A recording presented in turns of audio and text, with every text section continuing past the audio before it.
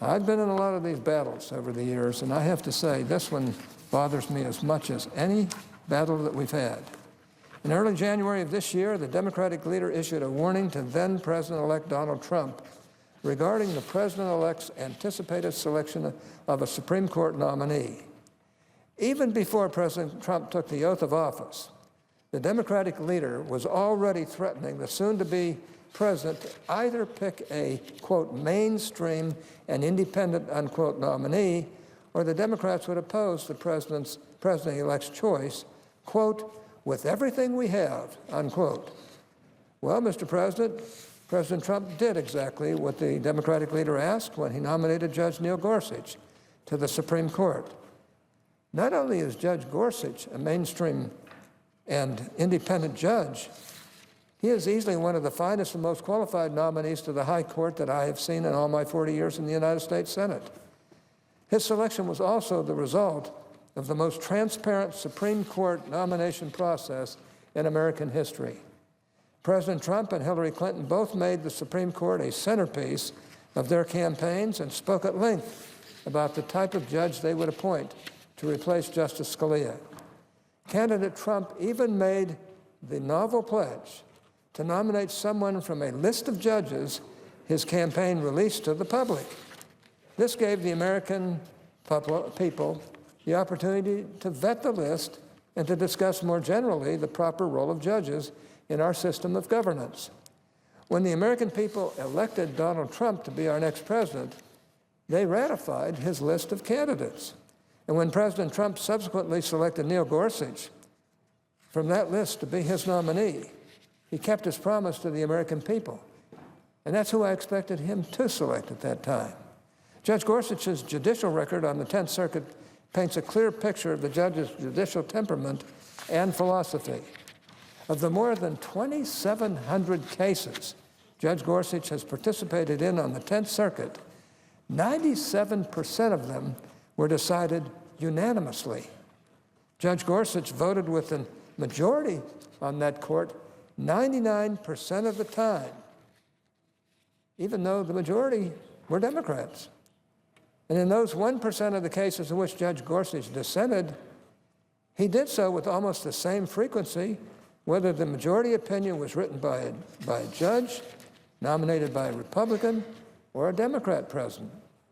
Additionally, Judge Gorsuch has gained bipartisan support, including from President Obama's former Solicitor General, Neil Katyal, who said that Judge Gorsuch is committed to the rule of law and the judiciary is independent, and a man that I respect, Judge Neil Katyal.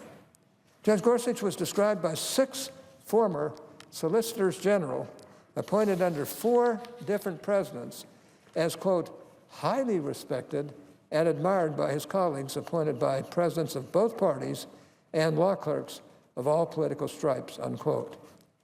And the American Bar Association gave Judge Gorsuch its highest rating of well qualified to be an Associate Justice on the Supreme Court. Now, I think we can all agree that this is a far cry from the profile of an extreme or activist judge. It's a far cry from that. And that needs to be pointed out. And I want to know how anyone can, while keeping a straight face, honestly make the case that Judge Gorsuch is anything but mainstream. In reality, quite the opposite is true. Judge Gorsuch is exactly the kind of judge we need on the Supreme Court. He is an impartial, thoughtful man with tremendous judicial experience, a person that you can't help but respect. He has been educated at some of the best schools in the world and has excelled at every stage of his career. He has served with character, courage, and integrity for more than a decade on the federal bench. It would be hard to even imagine a better, more suitable choice for the Supreme Court than Judge Gorsuch. And after seeing the judge sit through several grueling days of confirmation hearings and nearly 20 hours of questioning before the Senate Judiciary Committee, my confidence in Judge Gorsuch has only been solidified.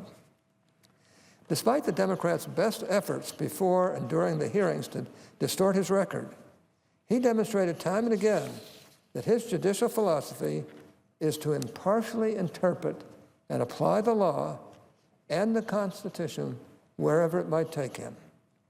Now, Mr. President, we are about to witness something unprecedented in the history of our nation. A partisan minority is going to block a vote on a Supreme Court nominee. In all of the Senate's 228-year history, that has never happened before. 3 Supreme Court nominees have faced filibusters in our nation's history. The first, Abe Fortas, faced a bipartisan filibuster by senators of both parties, concerned about Fortas's questionable ethics background.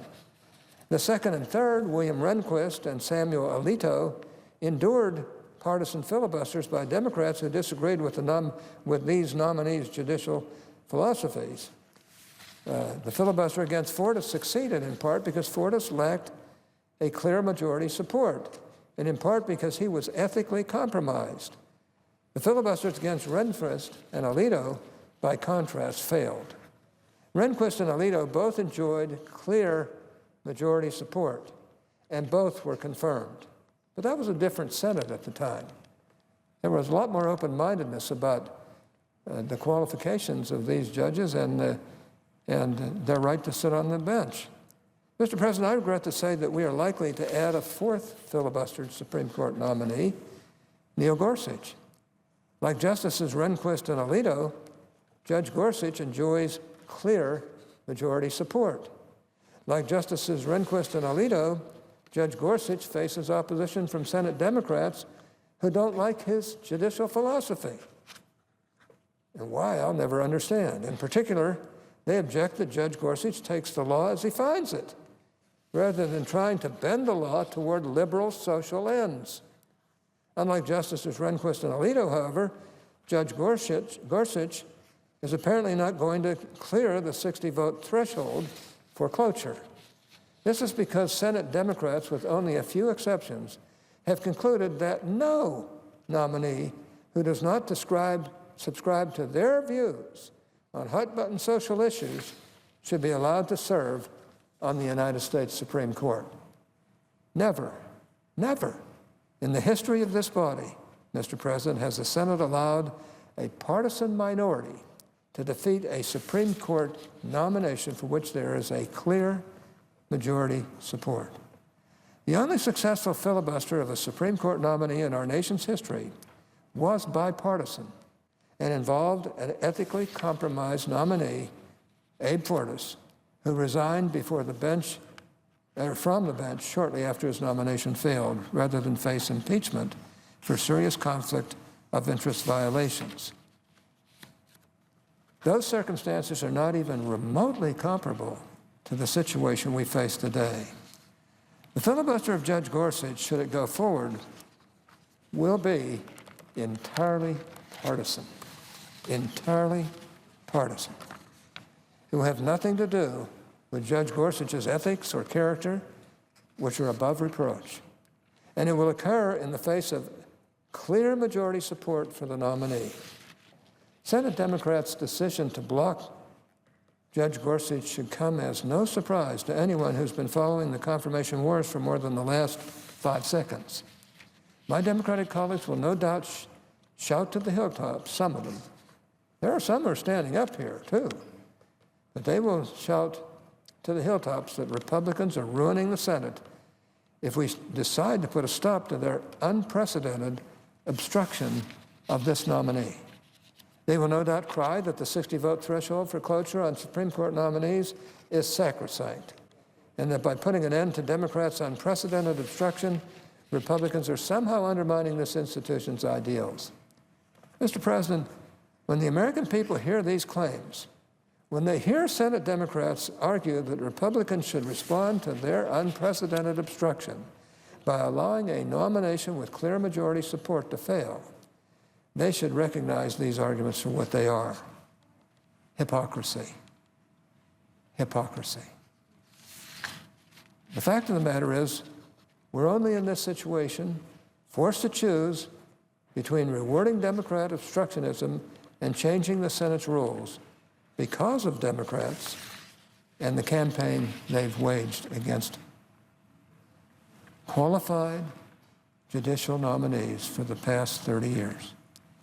Every single escalation of the confirmation wars, Mr. President, can be laid at the feet of Democrats. This is a simple truth, and nothing my colleagues on the other side of the aisle can say can change it. I speak from experience, Mr. President. I've been here through all of it. I was here in 1987 when Democrats started the confirmation wars with their disgraceful treatment of Robert Bork, one of the greatest lawyers in the country, and a person who was supremely qualified to be on the Supreme Court. I remember vividly the day the late senator from Massachusetts came to this floor and smeared Judge Bork as a man who would somehow turn back the clock to darker days in our nation's past. I have to say, Senate Democrats twisted Judge, misrepresented his record, and in some did their best to turn a good and decent man into some sort of a monster. In their scorched earth campaign against Robert Bork, Senate Democrats sowed seeds of destruction that are coming now to full fruition. Next came Clarence Thomas. My Democratic colleagues learned from their Bork experience that fabrications and misrepresentations can bring down even the most qualified nominee, and so they set to work on Judge Thomas. Not satisfied merely with denigrating Judge Thomas's professional qualifications, they set about to destroy him personally as well.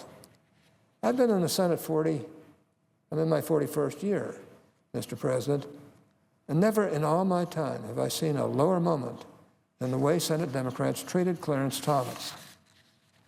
No baseless allegation, no lurid lie was too low for my Democratic colleagues' attention. To his great credit, Judge Thomas endured this slander with dignity and respect and was confirmed by a slim 42-48 margin. Thankfully, Mr. President, after the Thomas ordeal, we stepped back from the brink. When Bill Clinton became president and had 2 Supreme Court vacancies early in his term, Senate Republicans did not play tit for tat. Instead, we gave Justices Ginsburg and Breyer fair hearings and confirmed them overwhelmingly. And how did Senate Democrats pay us back for our fair treatment of President Clinton's nominees? They filibustered President George W. Bush's nominees. I've used the word unprecedented, Mr. President, to describe Democrats' expected filibuster of Judge Gorsuch. Well, what Democrats did to President Bush's judicial nominees was also unprecedented. For the first time in history, Senate Democrats successfully filibustered 10 Court of Appeals nominees. These were nominees, Mr. President, with majority support in this body. These were nominees that would have been confirmed had they gotten an up or down vote. I cannot overstate how dramatic a change this was to Senate norms and procedures. For the first time in history, Senate Democrats created an effectual 60-vote threshold for judicial nominees. Remember that Clarence Thomas was confirmed with only 52 votes. Had Senate Democrats filibustered his nomination, it would have been defeated. But they didn't, because partisan filibusters of nominees with majority support were simply not in the accepted playbook. What Senate Democrats did during George W. Bush's presidency, Mr. President, changed the Senate forever. Next up was Samuel Alito. Like Chief Justice Rehnquist, Justice Alito faced a partisan filibuster by Senate Democrats. Like Chief Justice Rehnquist, he overcame that filibuster. But what's notable about Justice Alito is that he received fewer than 60 votes for confirmation. He overcame the filibuster because 19 Senate Democrats voted to end debate on his nomination, even though only 4 ultimately voted for confirmation. 15 Senate Democrats, that is, chose not to filibuster Justice Alito, even though they opposed his nomination, because they recognized that filibustering a Supreme Court nominee with clear majority support had no precedent in this body's norms or history. So what happens when Barack Obama became president, and Republicans had an opportunity for payback. Did they filibuster Sonia Sotomayor and Elena Kagan? Of course not. Indeed, many Republicans voted against Justice Sotomayor and against Justice Kagan, but no Republican tried to prevent their nominations from coming to a vote. Once again, Senate Democrats escalated the confirmation wars, and Senate Republicans chose not to reciprocate. And how did Democrats pay us back for our restraint on Justices Sotomayor and Kagan? They nuked the filibuster for lower court nominees. The irony of this move was really something. It was the Democrats who 10 years earlier, for the first time in Senate history, began the practice of filibustering Court of Appeals judges in an effort to stop President Bush's nominees. When Senate Republicans then had the gall not to roll over for President Obama once the shoe was on the other foot, Democrats simply changed the rules back to what they were in practice 10 years prior. Democrats, that is, raised the effectual confirmation threshold to 60 votes by instigating filibusters to block Republican nominees, and then lowered it back down to 50 votes to push through Democratic nominees. And they did so after only 7 failed cloture votes. Republicans, by contrast, endured 20 failed cloture votes during President Bush's term and never changed the rules. That brings us to today. Having borked Judge Bork, smeared Justice Thomas, instigated the filibuster for lower court nominees when it was in their interest, filibustered Justice Alito, and then eliminated the filibuster for lower court nominees when it was in their interest, Democrats now expect Republicans to throw up our hands and allow them to block Judge Gorsuch, an unquestionably qualified nominee with broad support from across the legal community and the country as a whole. Enough, Mr. President, enough. We have let our Democratic colleagues get away with their games for too long. They were for the filibuster before they were against it, before they were for it. They were the ones who created an effectual 60-vote threshold for judicial nominees. They were the ones who then undid that threshold to suit their short-term political interests when they were in power. They're the ones who now, for the first time in history, are seeking to block a Supreme Court nominee with clear majority support. Mr. President, to put the matter bluntly, my Republican colleagues and I are fed up with these Democrat Party antics. We will no longer be bound by their games and petty partisanship. We will no longer allow them to dictate the terms of debate in ways that always advantage their side and always disadvantage ours. I regret deeply the point we've arrived at, Mr. President. I'm an institutionalist. I love the Senate and what it represents. I actually love my Democratic colleagues, and they know it. I've been very fair to them through the years. I intend to continue to be. I value debate, and I honor bipartisanship.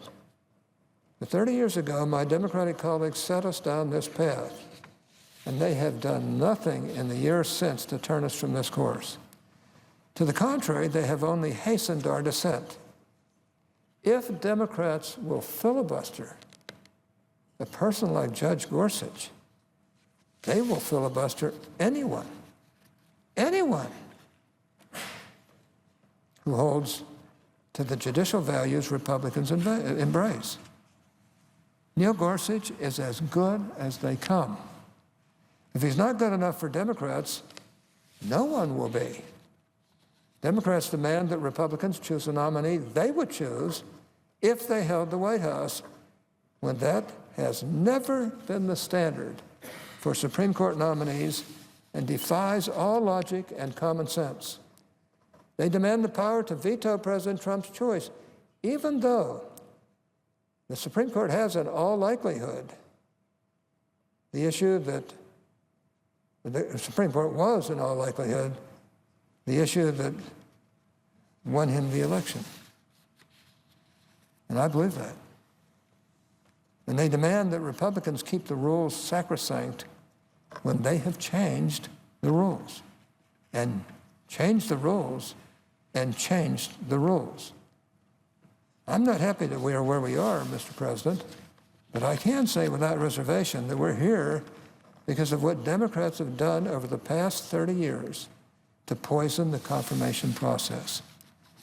I will vote to change the rules if necessary to put Neil Gorsuch on the Supreme Court. I won't be happy about that, but I will do it because Judge Gorsuch deserves confirmation and because I refuse to reward Democrats for 30 years of bad faith in blocking, stalling, and smearing Republican nominees. Enough, Mr. President, enough.